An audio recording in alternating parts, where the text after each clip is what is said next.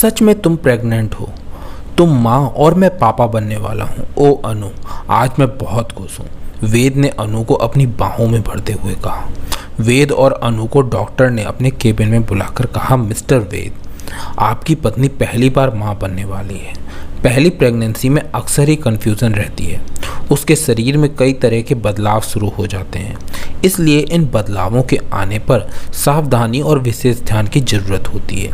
आपकी पत्नी तो ज़्यादातर वक्त इन्हीं सब बातों में उलझी रहेंगी कि उनके लिए क्या अच्छा है, क्या बुरा, किस बातों पर ध्यान दें और किसकी बातों पर नहीं।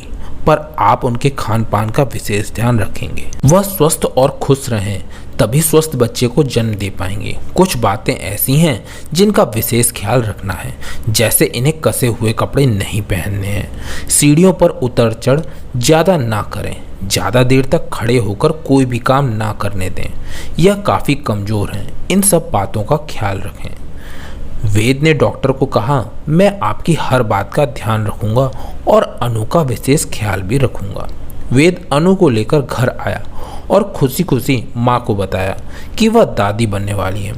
दादी भी खुश थी, पर सावधानी और विशेष ख्याल रखने वाली डॉक्टर की बातों को मानने के पक्ष में नहीं थी।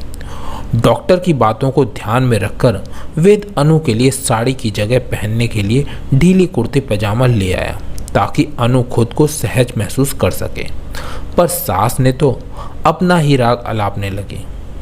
अनु को सीढ़ियां ना चढ़नी पड़े, इसलिए वह छत के सारे काम खुद ही करने लगा। वेद को इस तरह से अपनी पत्नी की चिंता करते देख सास का गुस्सा 7वें आसमान पर पहुंच गया। उसने अनु के साथ साथ वेद को भी सुनाना शुरू कर दिया। जाने इसने कौन सा जादू कर दिया मेरे बेटे पर, जो एक गिलास पानी लेकर भी ना पीने वाला मेरा बेटा 24 घंटे इसके आगे पीछे इसकी खिदमत में लगा रहता है। ऐसा लगता है मानो दुनिया की पहली औरत है जो माँ बनने वाली है। अरे हमने भी तो जन्मा है बच्चों को, पर इतने नाज नखरे तो हमने नहीं दिखाए। इस पर ससुर ने कहा, यही तो गलती है तुम्हारी। आपको भी मैं ही गलत नज़र आ रही हूँ यहाँ पर। आपको अपनी बहू की मनमानी और नाज नखरे नज़र नहीं आ रहे हैं। वह मनमानी और नाज नखरे नहीं कर रही। बस इतना समझ लो, हर महिला दूसरी महिला से अलग होती है, इसलिए हर महिला की प्रेगनेंसी के लक्षण और शारीरिक बदलाव भी अलग होते हैं। जरूरी नहीं कि तुम्हें परेशानी नहीं हुई तो बहू को भी नहीं हो। ठीक है, आपकी बात पर आपने उस वक्त मेरा कौन सा ख्याल रखा था, जो आज आपका बेटा खुद से भी ज़्यादा उसका ख्याल रख रहा है। उस वक्त मैंने नहीं, मेरी माँ ने तुम्हारा ख्याल रखा था।